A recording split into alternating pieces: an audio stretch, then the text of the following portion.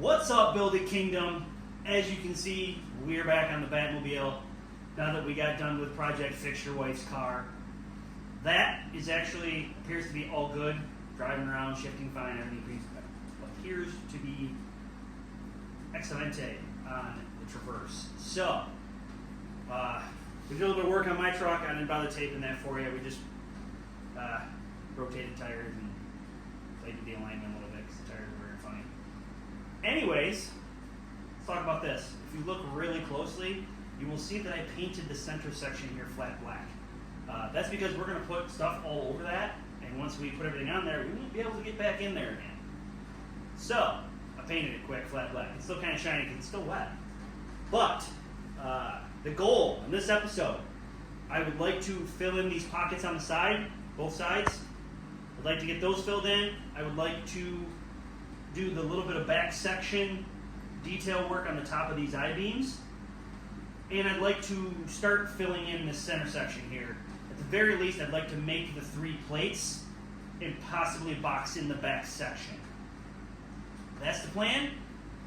That's the idea. Let's see what we get done. All right, so first things first, we've taken these pieces that we cut out of here, cleaned up the edges with the grinder, and then hit it with the Bauer surface conditioning tool to take all the paint off.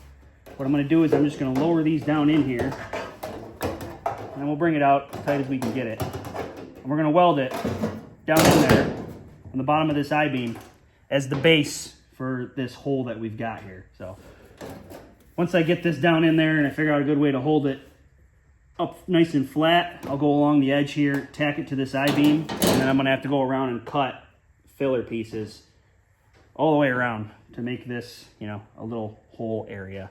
I will leave some type of weep port, whether I just tack it along here and leave the crack, or if I just drill a hole in the front here, maybe someplace, since it's going to be sloped this way, because water will collect in there if it, for some reason, this gets caught in the rain or we have to wash it, etc. Yeah, we're going to have to leave some type of weep port so that when water gets in here, it can escape. Same idea when we do these side pipes probably. We'll probably have to drill a little hole in the bottom of them since they're not real, up close so that the water can get out. The water will drip into here, go to the front, drip out of the pan. So, you know, got to think forward there. So that's where we're headed next. I'm going to try to tack these pieces in there, get the bottom of this little cove filled in.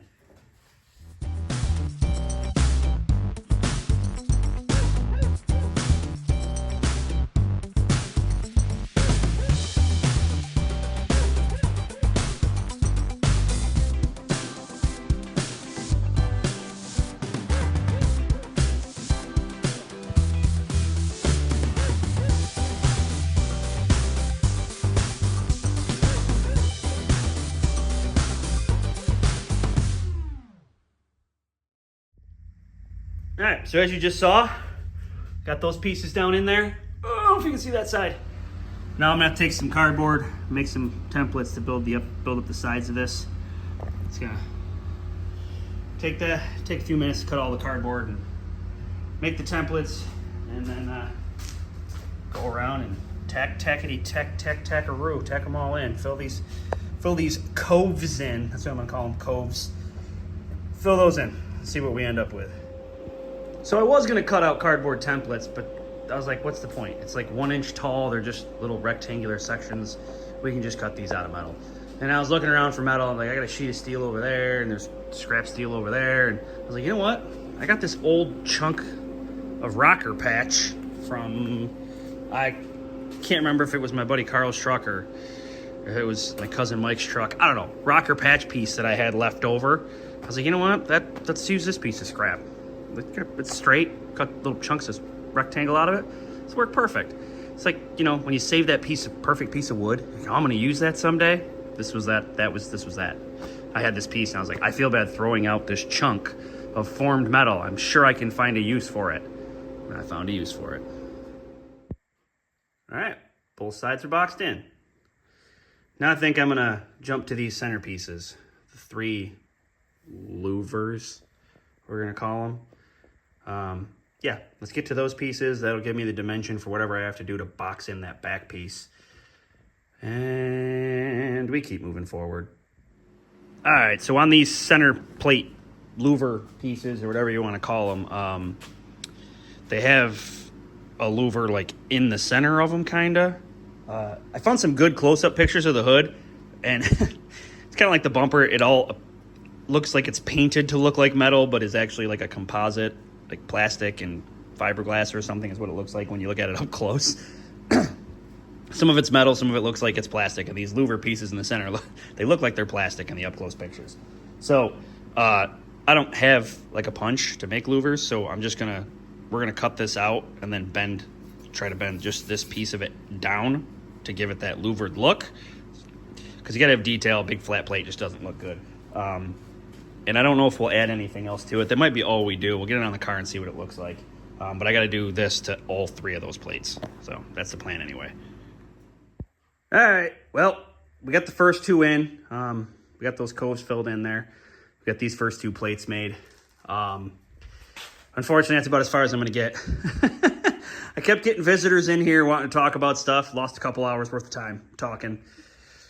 Shooting the breeze. Not getting work done, unfortunately. So that's as far as we got. Put some graphics on the race car. I didn't film that. It is what it is. Basically what I did here, these 2 are tacked in. I can't put that 3rd one in because we have to box in that back section, but it is made. It's over here.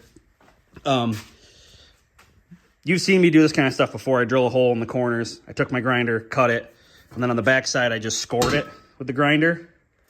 And then I laid it on this piece of angle here, clamped it down with some clamps, and just pushed down on it and bent it across the line that I scored.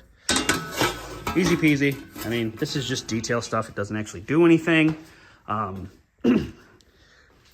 The movie car has red lights under this stuff. So that's why we did it this way. We left the gap because I am going to put the red lights in under there so that, I flip a switch and the red light glows out through the cracks that you can see there. Same thing behind the grill. There'll be red lights back in there that shine through, just like the movie car. But yeah, so there's those 2 pieces. They're in. I don't know. I think it looks pretty cool. That's neat, right? And then that back section there behind the 3rd plate will get all boxed across. It'll be lower than the top of the I-beams, but taller, a little bit taller, or at the same level as wherever this 3rd one winds up. Let's just set it in there. Let's see what it looks like.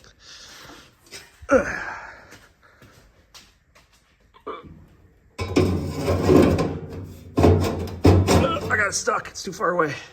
I used this as a spacer. Hang on a second. Let me set you guys down. Oh, I got it.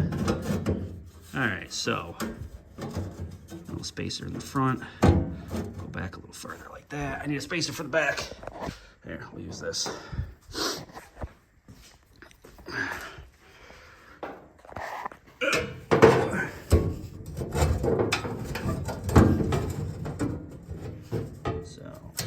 Something sort of like that for the 3rd one. And then behind that 3rd one will be all boxed in across. It's got some weird detail stuff on the top of it, the movie car does. So I'm not entirely sure what we're going to do back there, but there's details that go on top of these I-beam pieces at the back with like a little triangular piece coming down. We're going to do that. And then once I get that piece, then we're going to move back over to the sides here. We're going to make the outside border piece that goes around this. We got to make the squares pieces that come in here that square out the holes where the exhaust ports pieces come out, and I got to get some pipe so we can do that. But I'd like to get this hood piece finished, detail, everything done, and then I'm going to come back to here and do all the detail work here. We got to fill in this grill section, and we got to make the grill surrounds that go in front of the headlights. And then this, we started to weld the I-beams on too. So lots and lots of welding, lots and lots of grinding, metal shavings everywhere, burns on my hands. I got a pretty good one today. Yeah, I mean, that looks pretty cool though. That's dope. That detail work came out nice. It looks pretty much like it's supposed to look. We're getting there. Slowly but surely moving in the right direction. I got stuff just stacked everywhere. We got the race car stuff going on, and I mean, my shop's not that big. You see, race car's up. I'm cutting plasma, cutting steel on the floor because there's nowhere else to put it. That's the fuel tank for Nightwing. With all that fabrication still needs to happen back there for that. It's never ending. It's just never ending fabrication.